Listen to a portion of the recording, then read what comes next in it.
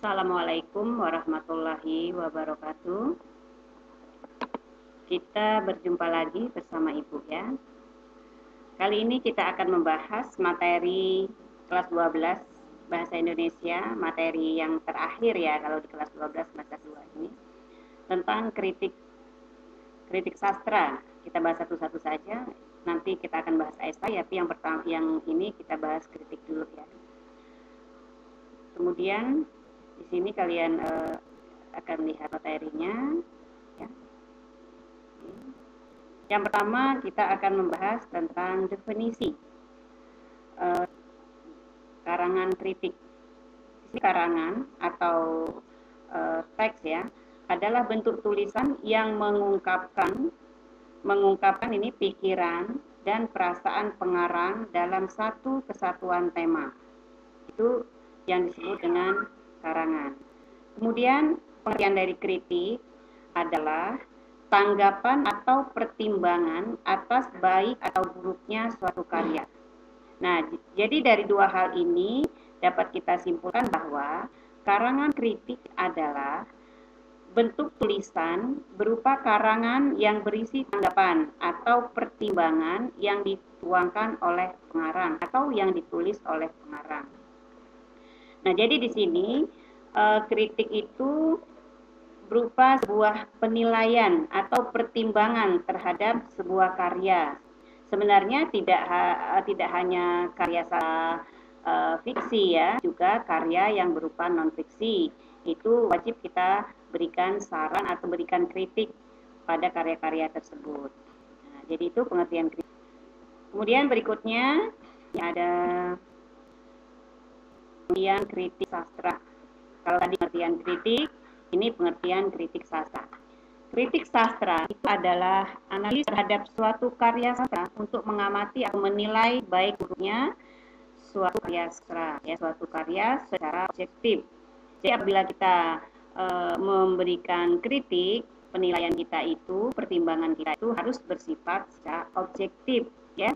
Objektif berarti sebenarnya apa adanya, tidak ditambah-tambahi atau tidak dikurang-kurangi atau tidak menjelekkan atau memberikan sesuatu kejelekan yang memang tidak pantas, tidak sesuai, tapi kita harus sesuai dengan karya itu apa adanya yang kita berikan saran atau berikan kritik ya.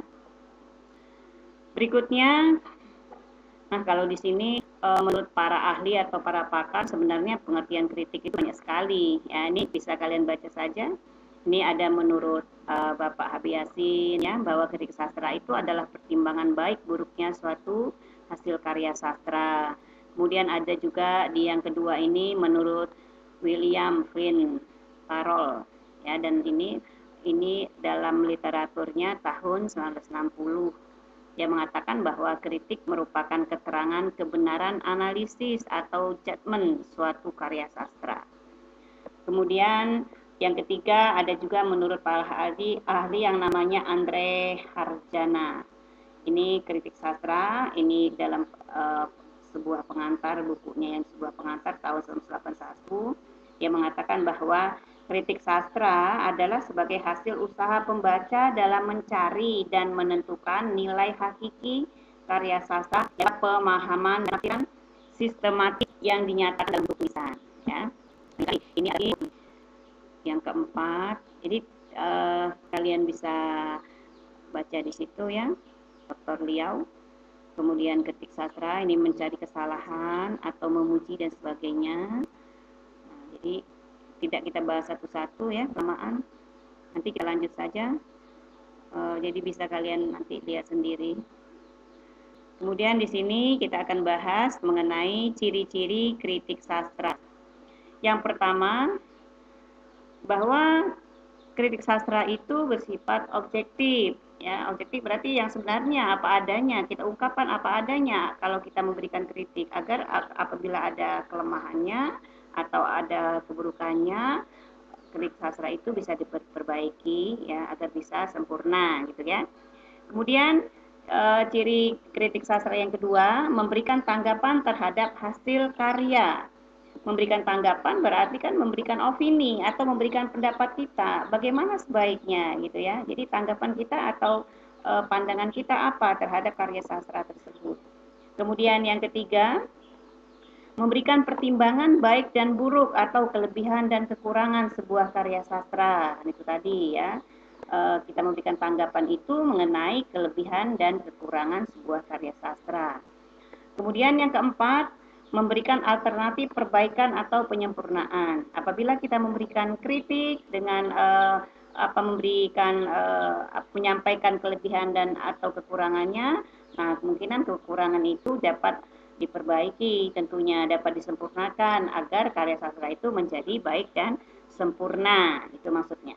Kemudian yang kelima, tidak terpengaruh siapa penulisnya. Nah, jadi kita sebagai kritikus ya tentunya apabila kita memberikan kritik terhadap karya sastra, kita tidak melihat siapa penulisnya ya. Siapapun penulisnya, agar karya sastra itu menjadi lebih baik dan lebih sempurna, kita harus objektif ya, tidak melihat siapa penulisnya. Kemudian yang berikutnya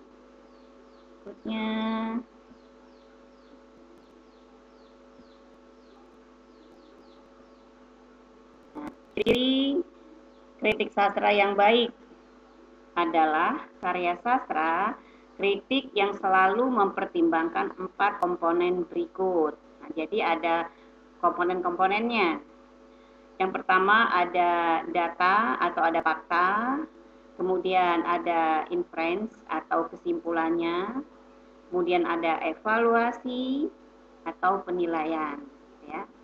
Karena kita tadi kan mempertimbangkan ada faktanya, kemudian ada apa kesimpulannya, apa penilaian kita seperti apa, evaluasi kita itu seperti apa. Nah, jadi itulah ciri-ciri kritik sastra.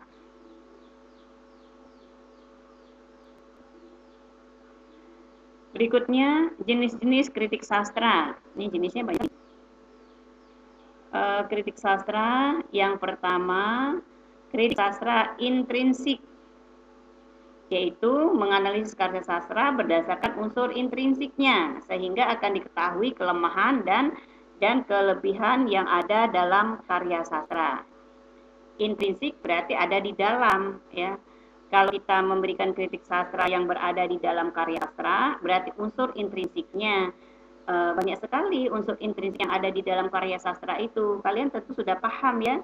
Ada tema, kemudian ada alur, ada penokohan, ada sudut pandang, ada latar atau setting, ada gaya bahasa, ada amanat, dan lain sebagainya. Itu kalian harus paham satu-satu ya apabila kalian ingin menjadi seorang kritikus ya, harus paham unsur-unsur intrinsik yang ada di dalam karya sastra itu banyak sekali. Kalian harus menguasainya apabila kalian ingin menilai atau mempertimbangkan sebuah karya sastra. Jadi tidak sembarangan gitu ya. Harus tahu betul apa sih materinya, apa teorinya gitu. Kemudian yang kedua, kritik sastra yang bersifat ekstrinsik. Ekstrinsik artinya kita menganalisis dengan cara menghubungkan karya sastra dengan penulisnya, dengan pembacanya, atau dengan masyarakat di sekitarnya. Di samping itu juga melibatkan faktor ekstrinsik lain ya, faktor intrinsik lain. Contohnya ada faktor sejarah, ada faktor psikologi, religius, pendidikan, dan sebagainya. Unsur ekstrinsik berarti unsur yang ada di dalam karya sastra ya. Jadi ada dua hal, kalau tadi unsur yang ada di dalam, kemudian ada unsur yang ada yang di luar karya sastra. Kemudian ada juga kritik deduktif ya, yaitu menganalisis dengan cara berpegang teguh pada sebuah ukuran yang dipercayai dengan dipergunakan secara lanjut dipergunakan. Kalau deduktif berarti dilihat dari apa kalimat utamanya ya, yang ada di awal gitu ya, ada yang akhir. Kemudian kritik induktif yaitu menganalisis dengan cara melepas semua hukum atau aturan yang berlaku, itu induktif. Kemudian kritik impresionik yaitu menganalisis hasil karya sastra berdasarkan kesan pribadi secara subjektif terhadap karya sastra. Hal ini enak secara subjektif ya, jadi bisa dikatakan itu bersifat pandangan pribadi saja gitu kan, kalau yang kritik impresionik ini. Kemudian kritik penghakiman, yaitu menganalisis dengan cara berpegang teguh pada ukuran atau aturan tertentu untuk menentukan apakah sebuah karya sastra baik atau buruk. Jadi ada kita mengkritik, memberikan kritik, tetapi ada aturan-aturannya atau ada ukuran-ukuran tertentu gitu ya. Itu namanya penghakiman. Kemudian kritik teknis, yaitu kritik yang dilakukan untuk tujuan-tujuan tertentu atau di dalam bidang-bidang tertentu gitu ya. Nah, ini jenis-jenis dari kritik sastra. Oh, ini masih jenis-jenis. Jenisnya banyak sekali ternyata. Ini berdasarkan pendekatannya. Jadi ada yang kritik memetik. Ini kritik yang bertolak pada pandangan bahwa suatu karya sastra adalah gambaran atau rekaan dari dunia dan kehidupan manusia. Jadi bertolak pada pandangan bahwa karya sastra itu merupakan gambaran atau rekaan. Kemudian kritik yang berikutnya, kritik pragmatik. Kritik ini melihat kegunaan suatu karya sastra. Kegunaan ini dilihat dari segi hiburan, mungkin kegunaannya untuk estetika, kegunaannya untuk pendidikan, dan lain sebagainya ya. Berikutnya, ada juga yang ketiga, kritik ekspresif. Jadi kritik yang menekankan analisis pada kemampuan pengarang dalam mengekspresikan atau menuangkan idenya dalam wujud sastra. Biasanya pendekatan ini untuk mengkaji puisi ekspresif ya. Jadi kemampuan pengarang untuk mengekspresikan. Kan sebuah puisi itu adalah, puisi itu tercipta ya karena imajinasi seseorang, kemudian nanti juga akan diekspresikan oleh seseorang tersebut. Jadi dia diwujudkan dalam bentuk sastra. Kemudian kritik objektif. Jadi pendekatan ini melihat karya sastra sebagai karya yang berdiri sendiri. Karya sastra adalah objek yang mandiri dan memiliki dunianya sendiri. Kemudian lanjut.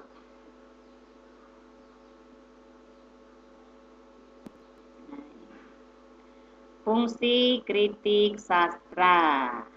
Yang pertama, kritik sastra berfungsi bagi perkembangan sastra itu sendiri. Nah ya, karena tadi kritik itu adalah pertimbangan tentang baik dan buruknya, jadi dengan adanya kritik dalam sebuah karya sastra, maka dia akan membuat atau menjadikan karya sastra tersebut menjadi berkembang gitu. Berkembang dengan baik, sesuai dengan aturannya, sesuai dengan unsurnya. Itu tadi. Jadi kalau tidak ada seseorang yang ingin mengkritik atau menjadi seorang kritikus, maka mungkin karya-karya itu tidak akan sempurna baik, tetapi mungkin tidak sempurna gitu ya. Jadi itu penting sekali dengan adanya kritik sastra tersebut. Kemudian fungsi yang berikutnya, bahwa kritik sastra itu berfungsi bagi ilmu sastra itu sendiri. Dan dia berfungsi bagi ilmu sastra itu sendiri, karena ilmu sastra itu banyak sekali. Dilihat dari usulnya, dilihat dari perkembangannya, bagaimana misalnya dilihat dari kaidah bahasa, banyak sekali ya, dan sebagainya. Dan kritik sastra juga fungsi penerangan bagi penikmat sastra. Penerangan bagi penikmat sastra. Ya fungsinya kita memberikan kritik ini sebenarnya agar sastra itu kan indah, bisa dinikmati oleh halayak umum, bagi pembaca dan sebagainya. Dan kalau sastra kita baik, kemudian manfaatnya baik, unsurnya baik, kemudian penulisannya baik, itu tentunya akan membuatkan penerang bagi seseorang atau bagi penikmat bahasa itu sendiri. Nah ya, jadi itu ada tiga nih, tiga fungsi kritik sastra. Ya, semoga dapat dipahami ya. Kemudian berikutnya, kritik sastra berfungsi sebagai perkembangan sastra. Jadi dalam mengkritik, seseorang kritikus akan menunjukkan hal-hal yang bernilai atau tidak bernilai dari suatu karya sastra. Ya, jadi itu tadi penilaian kan. Jadi dengan demikian adanya penilaian ini, maka sastrawan dapat belajar dari kritik sastra untuk lebih meningkatkan kecakapannya dan kreativitasnya serta corak dan kualitas karya. Jadi ini manfaat sekali ya kritik sastra ini membuat seseorang pengarang atau sastrawan itu dia dapat meningkatkan kecakapannya, dapat memperbaiki kesalahannya dengan adanya kritik sastra. Ini tadi manfaat kritik sastra.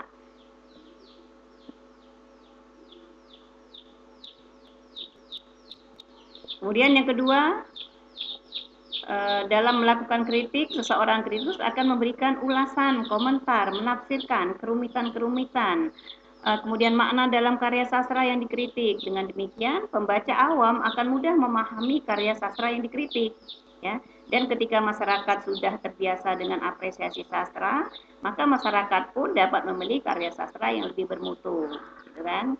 Jadi apabila sudah masyarakat awam ini membaca kritik sastra, dengan adanya kritik itu tentunya dia akan bisa membedakan mana karya sastra yang layak dia baca atau mana karya sastra yang bermutu yang dia pilih gitu ya.